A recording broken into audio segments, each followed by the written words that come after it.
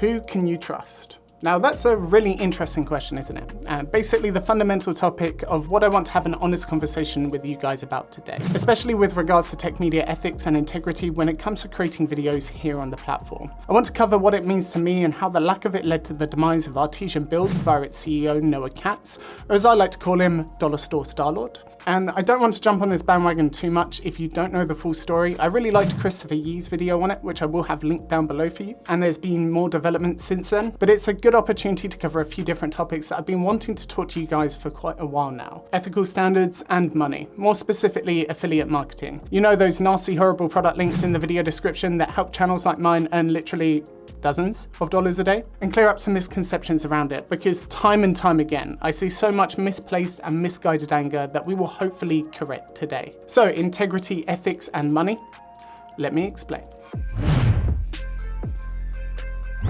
So, a quick recap. Artesian Builds was what's known as a system integrator. In the PC space, this is a company or an individual that builds computers for sale out of base components, similar to companies like Cyberpower or iBuyPower. And their CEO, Dollar Store Dicklord or Noah Twats, effectively poured gas on his not-so-small company and lit it on fire with a blowtorch. Why? Because of greed and poor ethical standards, of course. The fundamentals of the story are basically he hosted a giveaway for brand ambassadors. Now, these are essentially groups or individuals that are allowed to promote a company's products through affiliate links. More on that in a bit. And then when he drew the winner, pick a random name. I'd love to. And the first winner might be Great door. this person. shout out to Kiapia, by the way, he retracted the entry stating the following. 2K followers is under my threshold. 3 days ago is within my threshold. Long streams, which is good. See if you have redeeming qualities. All followers combined still under 5K, even across multiple socials. I was trying to be generous. Oh, and there's the reroll. This person has 3 months of ambassadorship and not a single click. Purged. This is an ambassador giveaway, and you've got to be collaborating with my company to get my free computers. Sponsored by Intel. Thanks, Intel. Now, putting the blatant and unnecessary rudeness aside, ironically, there's actually nothing wrong with those conditions. 100% of them are completely fine. The problem with them is disclosure. Noah failed to put the requirements in. Damn, where do the requirements go? Oh yeah, the terms and conditions. That single thing turned this whole scenario from somebody that would just probably be upset that they didn't qualify to Artesian Builds scamming people and not honoring their giveaway. And that's when it comes down to ethics, integrity, and how it can change from person to person on the platforms we consume content. I know I've been a bit juvenile calling him names, but he has indirectly offended me and other people that I respect in this community. And I'll tell you why. I consider myself to have pretty high ethical standards, especially on this channel, because first and foremost, it is the right thing to do. But even if you don't care about that, the morals don't matter to you. You have to be pretty stupid to think that short-term gain at the expense of reputation and long-term trust is a good idea. Let me give you a scenario. Paid reviews are a huge ethical no-no in my books. It's a conflict of interest matter, and your view of a product will inevitably have bias because of the financial aspect, either conscious bias or unconscious bias. So obviously attempting to make fair, honest content, it's something I'll never do. But say you did a paid review for a company. Hypothetically, they give you $1,000 to ignore crippling issues and cover it in a positive light. And then the worst thing happens. You get exposed for it.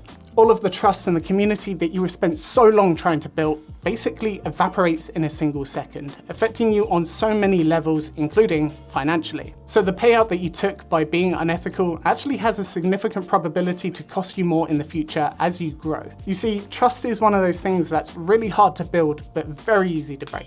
So not having integrity in the way that you operate is inevitably also a stupid business decision. And although through different means, this is exactly the lesson that Noah recently found out. And honestly, the deeper you dive into this topic, the more it highlights greed and narcissism. And his actions are going to have a negative impact on the greater audience's perspective of honest content creators, which is a massive shame. So for me, I wanted to give you guys my perspective and hold myself accountable with regards to some of the main ethical decisions that I've made here on the channel and the things that I pledge to you, before we then cover the contentious topic of affiliate marketing.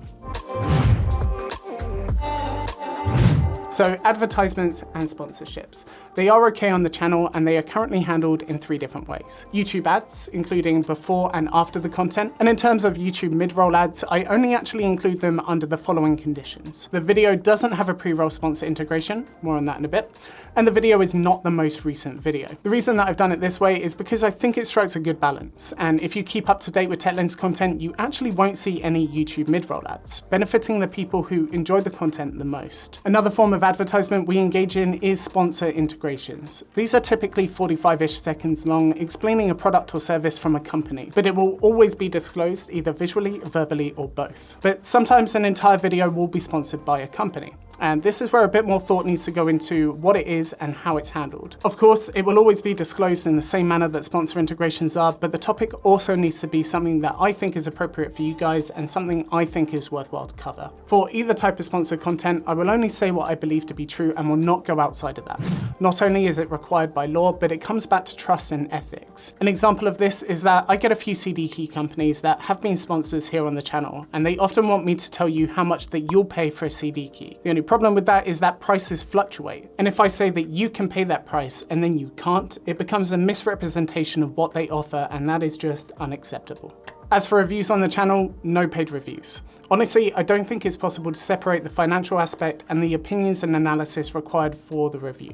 There will always be an inherent bias associated with it. But that doesn't mean that there won't be a sponsor integration in a review. It just won't be from the same company or a competing product because of the same inherent biases. But a common question that I do get asked is, who sees the content before the audience can? And can they influence it? Which is a really good question. The only content that is reviewed by a company before you guys see it are videos that include sponsored content, either full video or sponsor integrations. This is necessary for a company to make sure that they're being portrayed in a way that does represent their brand, because that is what they're paying for. But they don't get to misrepresent themselves or influence the rest of the content. For reviews, the manufacturer is never allowed to see the review before it goes live. No matter which way I look at it, giving manufacturers advanced viewing seems shady, because if they do influence even a single aspect of the review, it's no longer an honest and fair review, is it? But that doesn't mean that I won't take a company's outreach about a review seriously once it is live. I may make a mistake by quoting something like USB Gen 1 instead of Gen 2. And I don't want to give you guys false information and appreciate being corrected if necessary. But something like that will always go in a pinned comment or something similar. And I do my best to be accurate and research these things regardless. Another interesting question is, how important are partnerships, and will threats influence my opinions? Partnerships are a really important part of what goes into this. But the thing that you guys should know is that I have absolutely no issue destroying a relationship with a brand or manufacturer based on ethics, for the sake of building a relationship with you guys. I work for you, and you guys are the only reason why this works. Good companies know this. Also, if I do get punished for being ethical, I'm hoping you guys will have my back and we can correct this. But another thing that I wanted to touch on is crediting other creators. I think it's a great sign of integrity, and I actually have a really positive experience of it on the receiving end. As quite a while ago now, David Does Tech Stuff gave this channel a really big shout out in one of his videos. I'll link that below. He was like 100 times bigger than TechLens was, and I was still very new to video editing, so the production quality was pretty rough. But I can't tell you how happy it made me and validated what I was doing here on the channel. So a massive thank you to David once again, and congrats on 400k, dude. You're doing an amazing job.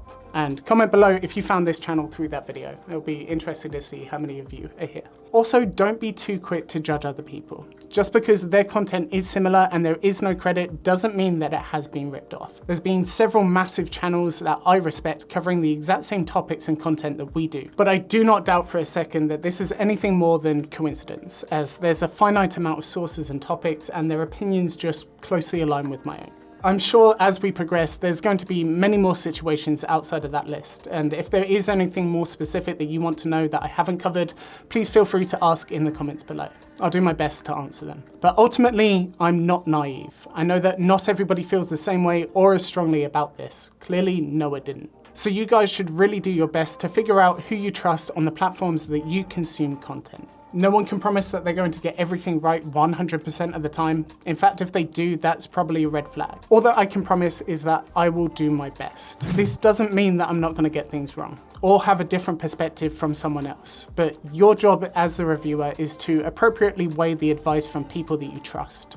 I hope I'm one of them, but you should always have multiple sources for things like this and be conscious about how creators interact with you, manufacturers, and sponsors. Speaking of, here is my example. Before we continue, if you're like me, then I think you're really going to like today's video sponsor, Skillshare. Skillshare is an amazing online resource with thousands of inspiring classes and members across 150 countries. It's a place to develop a passion you've been wanting to try or get inspired to be better at what you do best. The first one that I checked out was naturally YouTube Success, Script Shoot and Edit with MKBHD to help me make better content for you guys. And maybe you'll find it as useful as I am. But with classes from music production, web development, film and video, even business analytics, Skillshare can help you make 2022 a year of new learning and growth. So if self-development is something you've been wanting to focus on, the first 1,000 people to follow the links in the video description are even going to be fortunate enough to get a free month to try it out, which can be used to jumpstart your next chapter and get on your path to success, however you define it. So that right there was a sponsor integration from Skillshare. They paid for that section of the video and were able to review it before it went live. They had no say in the rest of the content, and I don't see a conflict of interest with regards to the topic that we're covering today. Additionally, in my perspective, they've never tried to do anything like overstep or be unethical towards me or towards you guys through me. So they continue to be a valued partner with a relevant product and one that I'm happy to keep working with. Thank you, Skillshare. Also, as a side note, over the past couple months and moving forward, I'm including sponsor spot timers at the bottom for you guys, so that you know both that it's a sponsor spot and how long it's going to be. I thought it would be a valued addition for you. But now we need to talk about affiliate marketing and the money behind it for content creators, and clear up some of the misconceptions surrounding it, because there's quite a few. Firstly, what is affiliate marketing?